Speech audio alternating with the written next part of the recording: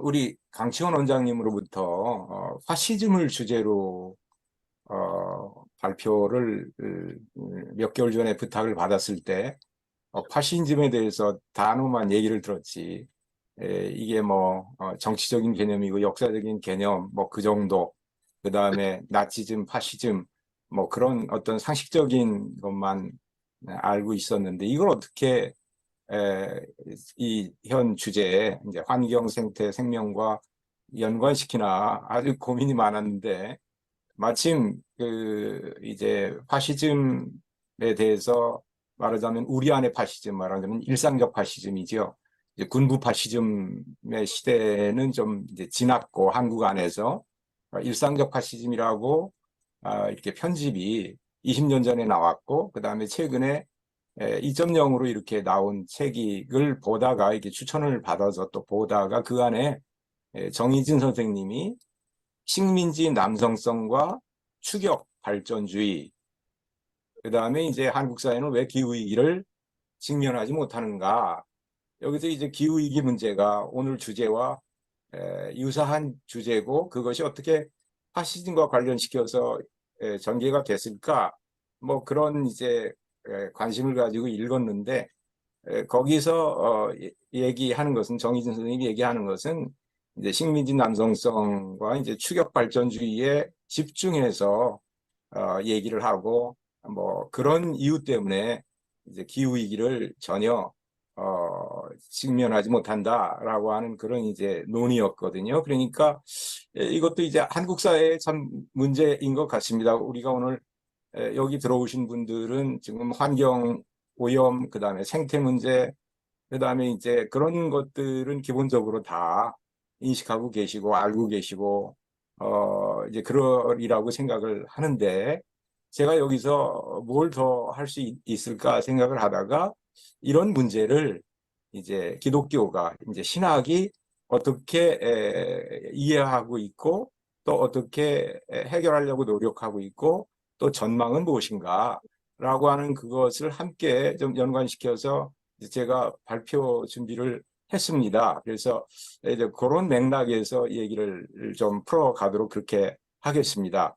여기서 이제 이 정의선 선생님은 이게 한국 사회에서의 586 세대, 586 세대가 지금 이제 60대, 80년대 학번, 뭐, 이제, 그걸 이제 지금 얘기를 하는 것 같은데, 그때의 군부 파시즘에 저항했던 그런 우리의 그 정말 그 역사가 있지 않습니까? 그런데 그것을 발전시키고 떨쳐버리지 못하고, 어, 그, 이들 안에 들어온 그런 어떤 위계적 권력의 메커니즘, 이것을 이제 지적을 하면서 그런 이유 때문에 기후위기를 기후위기라고 하는 그 섬세한 그런 것들을 이제 직면하지 못한다. 말하자면은 지금까지도 한국의 진보나 보수나 다 망라해가지고 경제 발전, 부국강병 이 두 이슈 외에 어떤 다른 이슈들은 전혀 그 사회 문제로 들어오지 못하는 그런 이유가 바로 말하자면 일상적 파시즘에 이렇게 잡혀 있기 때문이다. 이제 그런 얘기였습니다. 자, 이런 이제 그 파시즘과 말하자면 일상적 파시즘이라고 얘기를 하니까 파시즘과 이제 기후위기 말하자면 생태 문제가 이런 식으로 이제 연관이 될 수 있겠다라고 하는 그런 이제 시작점, 출발점을 가지고 제가 몇 개로 나누어서 어떻게 기독교 안에서 이제 환경위기, 생태 문제가 제기가 됐나라고 하는 것은 1967년에 린 화이트라고 하는 이러한 분이 미국의 문화 역사 학자인데요. 사이언스지에 간단하게 생태계 위기의 역사적인 뿌리가 그 책임이 기독교에 있다. 이런 이제 지적을 했고, 이것을 아주 기독교 신학자들이 60년대 후반, 70년대에 아주 무겁게 이제 받아들이기 시작을 했습니다. 그래서 그 이유는 뭐냐면은 기독교는 세계에 유례없는 가장 인간 중심적인 종교다 이렇게 얘기를 했거든요. 기독교 하면은 신 중심적이지 인간 중심적인가 이제 그런 생각을 할 수가 있는데요. 이분은 이분은 이제 우리 창세기 1장에 이제 우리 하나님이 우주 만물을 창조하고 난 다음에 6일째 인간을 창조하고 인간에게 이제 생육하고 번성하고 땅에 충만하라. 그러니까 땅을 정복하고 다스리라라고 하는 말이 있지 않습니까? 그래서 앞서 창조한 모든 그 자연의 창조의 존재의 의미는 그것은 인간을 섬기기 위한 것이다. 그러니까 자연은 인간을 섬기는 것을 제외하고는 어떤 다른 존재 이유도 없다라고 이게 성경과 기독교가 가르치고 있다. 따라서 이러한 기독교의 원리를 거부하지 않는 한 생태계의 위기는 더욱 악화될 것이다. 이런 이제 주장을 했습니다. 이것이 바로 창조의 위기고 그리고 이제 창조신앙의 위기다라고 하는 그런 얘기를 제기를 했고요. 이 연대가 이제 1967년인데 그리고 이제 한국에서도 잘 알려진 이 책, 이제 미국의 환경운동가 레이첼 카슨의 침묵의 봄이죠. 저도 이 책을 읽고 아주 충격을 받은 적이 기억이 납니다.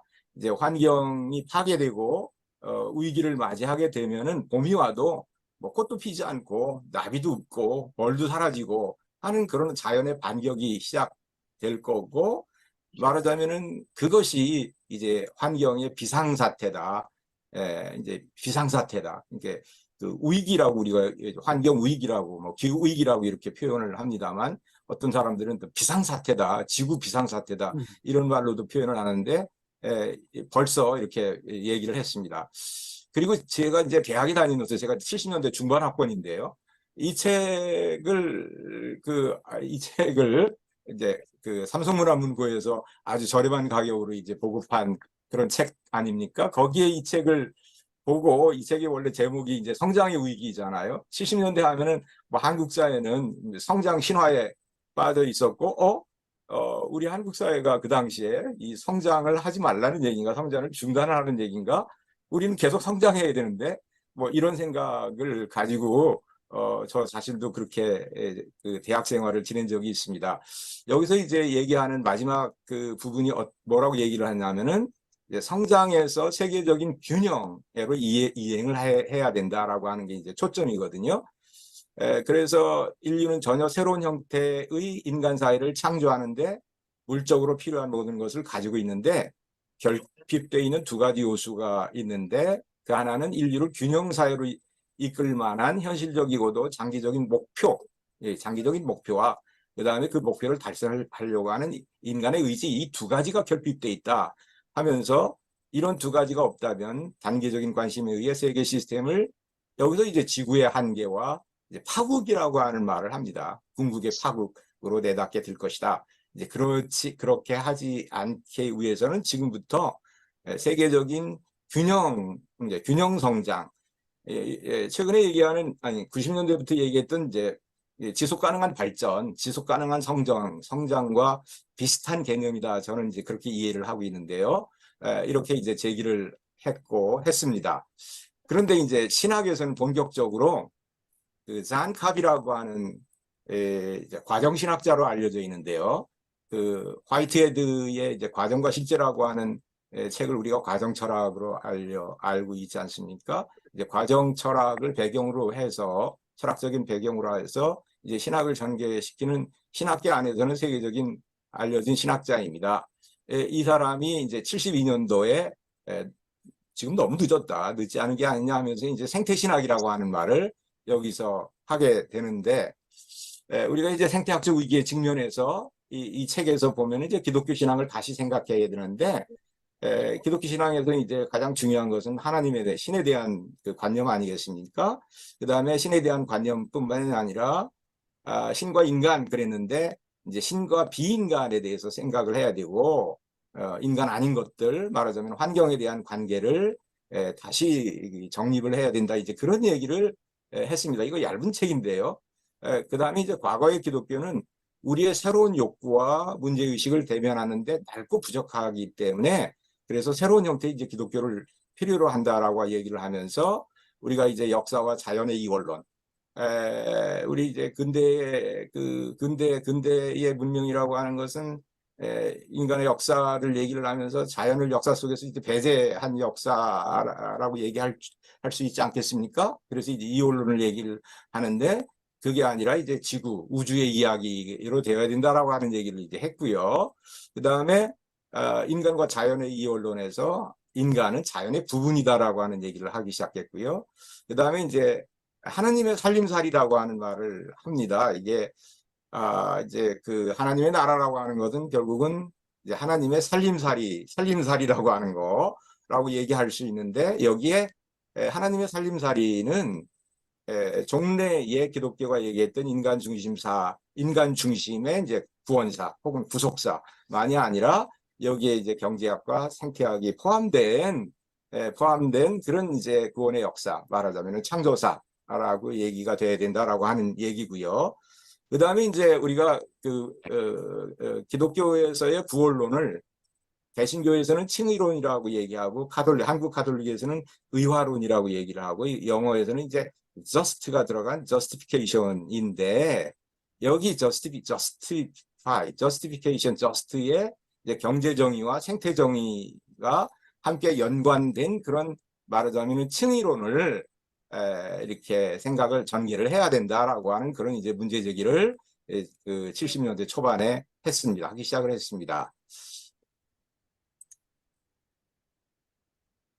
오늘날 우리가 직면하는 지구 위기의 실상은 우리가 너무 잘 언급을 하고 있는 것이기 때문에 그냥 단어로만 언급을 하고 지나가도록 하겠습니다. 이것을 뭐 도표를 만들어 가지고 프로그램을 만들어 가지고 이렇게 많이 하는 것들을 아마 보셨으리라고 생각이 됩니다. 이제 기후 붕괴, 기후 재앙이라고 하는 말을 위기를 넘어서서 붕괴, 재앙이라고 하는 말을 얘기를 하고 있고요. 기후에 이런 것들이죠. 이런 것들이고 그 다음에 이제 경제적으로는 이제 불평등의 심화, 그 다음에 이제 에너지의 문제, 그 다음에 이런 것들을 우리가 이제 국소적인 처방을 그동안 생각을 해왔는데 대대적인 근본적인 그 근대 문명의 패러다임의 전환이 있어야 된다라고 하는 그런 맥락 속에서 요즘 얘기되고 있는 그 인류세라고 하는 말이 이제 인류세라고 하는 말은 뭐 아시는 분 다 아시겠습니다만 그 폴 크리첸이라고 하는 대기 학자가 이게 원래 이제 지질학적인 개념인데 최근에 와서 그 인류가 지구 생태 변화의 큰 원인을 제공한 아주 그 주인공이기 때문에 가령 뭐 핵폭탄이라든가 대기 및 토양 오염이라든가 지구 온난화라든가 산적한 쓰레기라든가 이런 것들 때문에 이제 지질의 변화를 제공한 제공한 그 인자가 이제 인류다 해가지고 이제 인류세라고 하는 말을 하기도 하고요. 대단히 인간 중심적인 말이죠.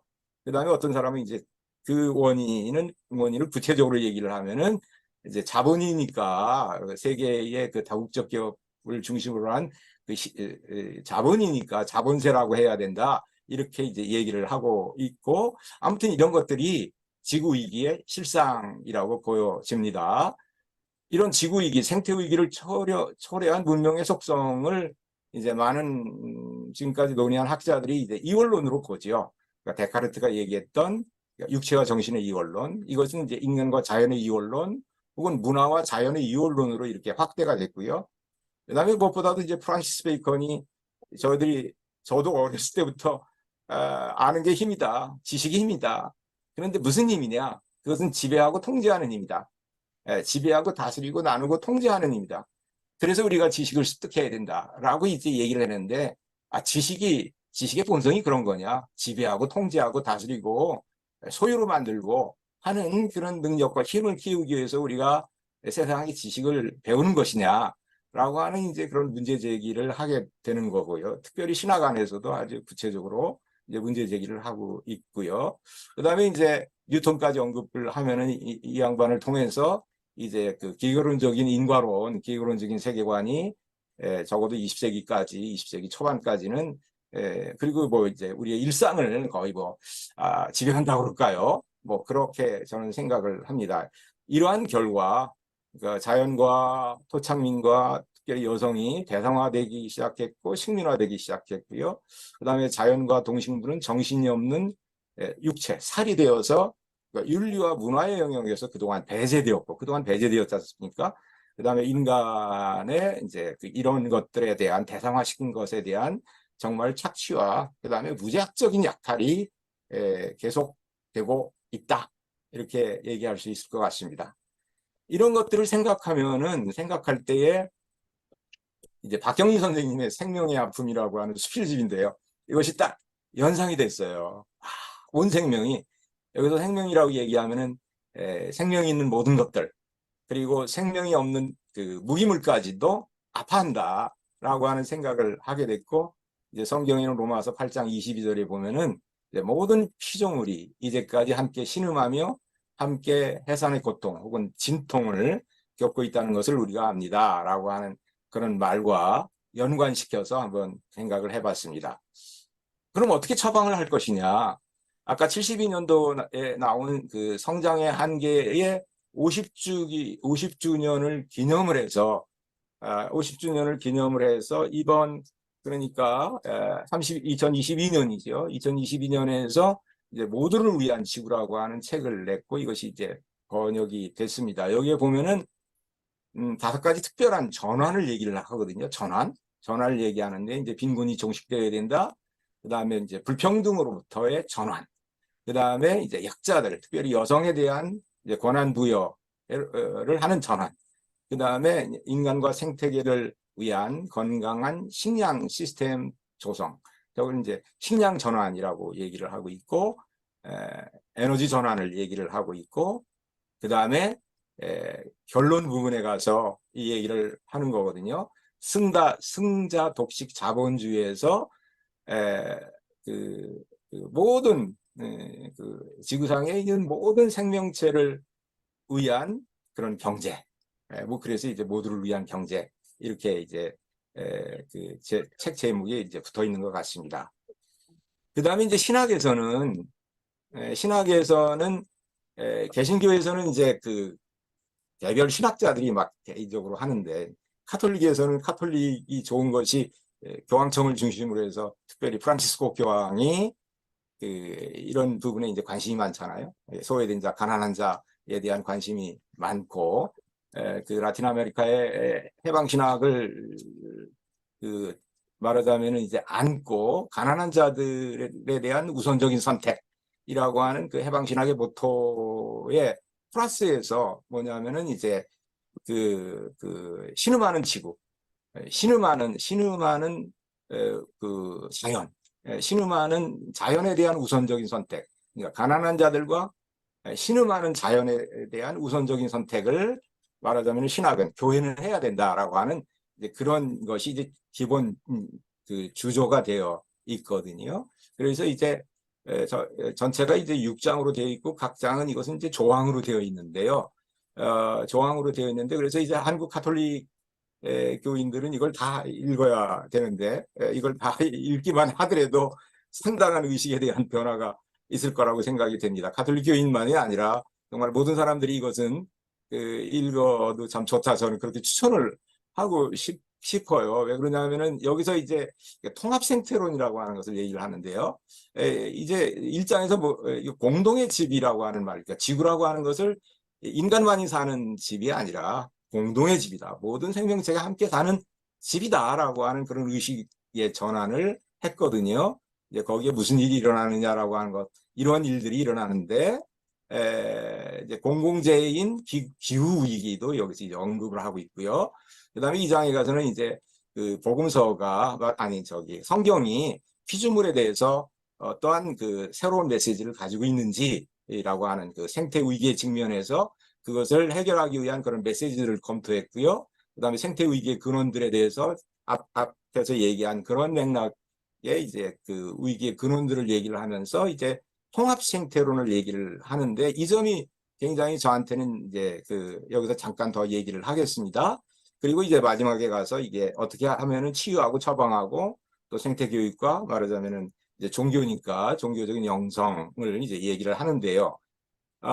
여기서 이제 통합 생태론이라고 하는 것은 그동안 나왔던 뭐 심층 생태학이라든가 또는 사회 생태론이라든가 정치 생태론이라든가 또는 이제 에코페미니즘, 그 여성주의 생태론이라든가 이런 것들이 다 각 주장이 조금씩 다르고 일리가 있고 한데 이제 그것을 그 모든 것들을 통합한다라고 하는 말하자면 이제 그런 의미가 있어요. 이제 가톨릭이라고 하는 게 가톨릭이라고 하는 게 이제 보편성이라고 하는 의미거든요. 그래서 항상 거기서 나오는 그런 뭐 교황의 해치기라든가 신학이라든가 이런 것들은 항상 이렇게 유니버설한 그런 어떤 통합을 하려고 하는 그런 이제 의도를 이제 가지고 있다고 저는 이제 생각을 판단을 하고 있습니다. 그래서 이런 환경, 경제, 사회의 생태론을 얘기를 하고 있고요. 여기서 아까 얘기했던 말하자면 가난한 자들의 우선적인 선택과 신음하는 자연의 우선적 선택을 동시에 여기서 얘기를 하고 있고요. 그다음에 우리 문화 안에서 일상생활 안에서 그다음에 이제 공공선 저는 이것을 공공선이라고 번역을 했으면 참 좋겠다. 제가 이제 뭐 라틴어를 확인을 못했습니다만 그다음에 이제 마지막으로 세대 간의 정의 그러니까 우리가 경제 정의, 생태 정의 얘기를 하는데 이제 그 이전 세대, 이후 세대, 오늘 우리가 살고 있는 세대들이 이후 세대가 누려야 될 향유해야 될 권리를 미리 다 소비하고 있다라고 한다면 그것은 부정의한 것이다라고 하는 것이 이제 세대 간의 정의 혹은 세대 간 계약 이런 말로 이제 신학에서도 이제 사용을 하고 있습니다. 그다음에 이제 제가 이제 생명신학이라고 하는 말을 그 마지막 이제 주제로 언급을 했는데요. 저는 이제 환경이 국부적이고 지역적이고 그리고 이제 환경이라고 하는 말, 독일어의 움벨트라고 하는 말이 인간을 중심으로 한 어떤 주변이라고 하는 그런 의미에서 상당히 인간 중심적이라고 한다면은 생태는 그 생태학적 제1법칙이 모든 것은 모든 것과 관계한다라고 하는 그런 거 아닙니까? 그런 의미에서 이제 전체적이고 지구적인데 생명은 여기에 이제 생태에 더해서 우주적이고 영성적이다. 이제 그렇게 얘기를 하고 싶어요. 그러니까 이제 서양 생물학이나 뭐 생명을 얘기하는 히라버가 이제 비오스하고 조에 둘인데 이제 여기 비오스는 이제 바이올로지가 됐고 요즘에는 이제 뭐 생명과학이라고 그러나요? 생물학이라고 안 그러고 생명과학이라고 하는 게 됐고 조에는 동물학 주오로지라고 하는 이름으로 사용을 하고 있어서 동양에서 우리 한국 동북아에서 생명을 얘기하면은 진리와 관계가 있고 이제 하늘님과 하늘과 관계 있는 삶을 의미하는 것이고 뭐 여기서도 이제 천지의 큰 덕을 말하면은 생이다 이런 말이 있고 어떤 생명이 이제 가치 중립이 아니라 이런 어떤 영성과 진리의 실천을 담고 있는 말이라고 볼 수 있는 거거든요. 그래서 우리 지난번에 발표하신 한면희 박사님이 기생태주의 생명문화라고 하는 제가 글을 최근에 읽었습니다.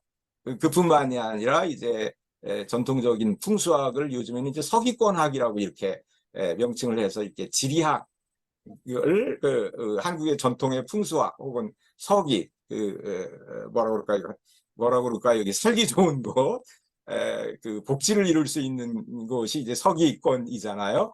그런 것과 이렇게 관계시켜서 얘기를 하고 있고, 그리고 한국에서는 2003년도부터 2006년도까지 경기문화재단에서 그 3년 반, 4년 동안 세계 생명문화 포럼을 전개했고, 여기 기록이 한 4권, 5권으로 이렇게 나와 있거든요. 저는 그 책들을 쭉 최근에 읽으면서 이거야말로 20년이 지났지만 굉장히 많은 그 생명학에 대한 보고를 가지고 있다. 그렇게 생각이 됩니다. 거기 이제 강연한 강사들이 절반은 외국에서 왔고 절반은 한국 학자들이 같이 얘기를 하면서 이게 토론도 하고 그랬거든요. 거기에서 이제 나온 제가 중요하게 생각하는 그 책들이 이제 시인 김지아가 쓴 생명학 1, 2권 그리고 이제 우주생명학이라는 말을 이제 책으로 나와 있고요. 그 다음에 이제 철학자 이기상 선생님이 쓴 글로벌 생명학 이런 것들을 이제 주목해서 생명학을 뭐라고 그럴까요? 생명과학이나 어떤 생태학과는 다른 동북아의 정신과 생명에 대한 고유한 이해를 가지고 있는 그러한 생명학으로의 전개가 참 필요할 것 같다. 이런 생각을 이제 생태적인 위기에 덧붙여서 보다 더 근원적이 아닌가라고 하는 생각을 하고 있고요. 그래서 이제 이러한 그 생명사상의 근원을 우리 수근 선생, 최재우 선생의 그 시천주 사상, 그다음에 사인여천 사상에서 많은 분들이 이제 끌어오고 있고요.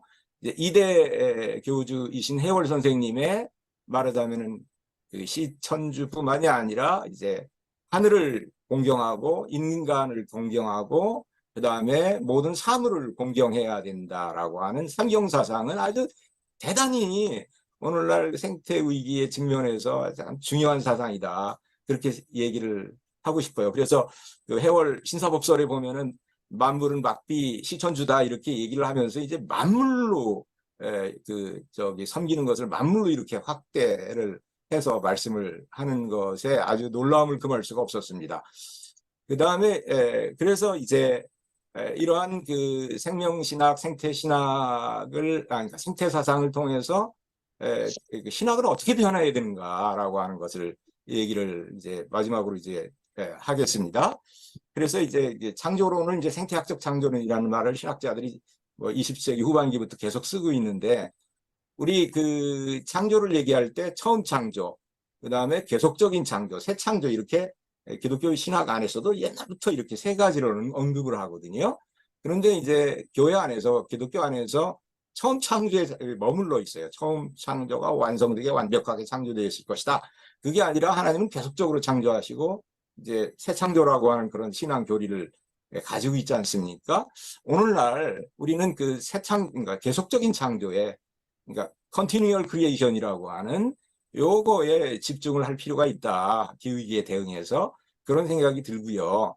그 다음에 이제 구원론에 가서도 인간 중심적인 구원론뿐만 아니라 비인간을 포함한 구원론을 얘기를 해야 될 것 같고요. 그 다음에 이제 종말론을 심판론이라고 생각을 하면서 이제 파국론에 가까운 그런 어떤 공포와 벌을 심어주는 경향이 많이 있는데 저는 그것을 종말론은 기독교적인 종말론의 의미는 희망론이다. 그러니까 아무리 깊은 절망이 있다고 하더라도 희망의 메시지를 주는 희망론이다라고 하는 관점에서 읽고 싶고요. 그다음에 이제 무엇보다도 이제 한국 기독교에서 개신교는 말씀 중심의 교회인데 성찬이고 이제 가톨릭에서 성체성사라고 그럽니다.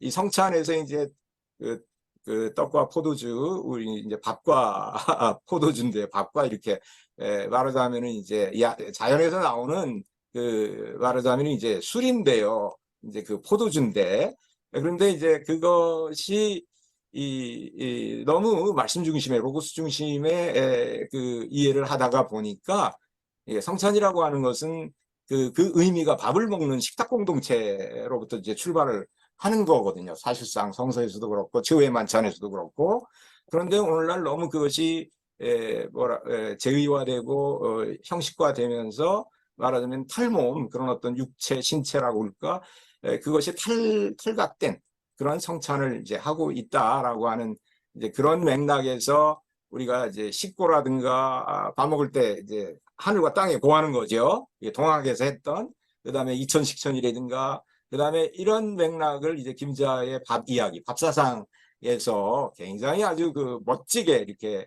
전개하고 있는 수필이 참으로 이런 맥락을 이어진다 그렇게 생각이 듭니다.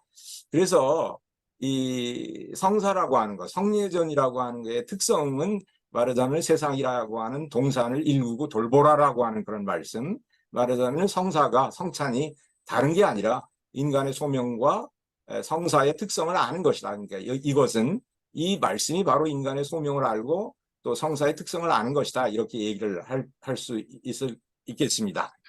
그리고 무엇보다도 중요한 것은 오늘날 이런 이론, 테오리아는 자꾸 세상을 보면서 대상화하고 그리고 인간의 인식을 통해서 반성적인 사유를 하는데 그것과 직접적으로 참여하는 아이스테시스, 그러니까 지각, 여기서 이제 에스테틱이라고 하는 말이 나왔지 않습니까? 아이스테오마이에서. 그러니까 아이스테시스라고 하는 것은 참여적인 몸으로 참여하는 지식이니까요.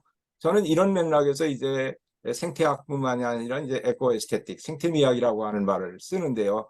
결국은 하나님의 무한한 아름다움과 선함을 하나님이 창조하신 이 창조 세계 속에서 우리가 그것을 가꾸고 누리고 만들어 나가고 하는 것이 이제 기독교 신앙의 하나님에 대한 신앙의 표현이다. 이렇게 이제 보는 것이죠. 그러니까 이론과 행위만이 아니라 체험과 느낌과 감성의 차원에서 이제 감성이 동의하고 참여하지 않으면 이론이나 실천이나 이게 말로만 끝이기 쉽거든요. 자기의 체험이 되지 않으면. 그렇지 않습니까? 저는 그렇게 생각을 하는데 이제 그런 점에서 생태학은 생태미학이라고 하는 이름으로 이렇게 또 전개되어야 된다라고 하는 얘기를 하고 싶고요.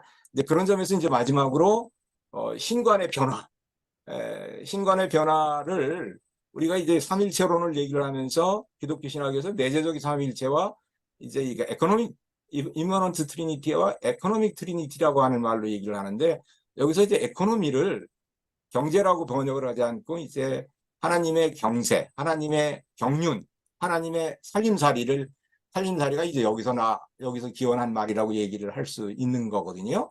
그러니까 하나님의 살림살이, 하나님의 에코노미는 결국은 세상의 살림살이와 밀접한 관계가 있는 것이고 세상의 살림살이 안에서 살림살이를 통해서 이제 하나님의 살림살이가 펼쳐진다고 저는 이제 그런 생각을 하기 때문에 이 부분이 대단히 중요하다라고 생각을 하면서 이렇게 되려면은 이런 초자연적인 유실론에서 저기 그 초자연적인 하늘에만 계시는 유실론에서 이런 파넨테이즘, 범죄실론으로 전환을 할 필요가 있고 이것을 대표하는 그런 이제 말씀이 화이트헤드의 과정과 실제에 있어서 한번 읽어보는 것으로 이제 끝내겠습니다.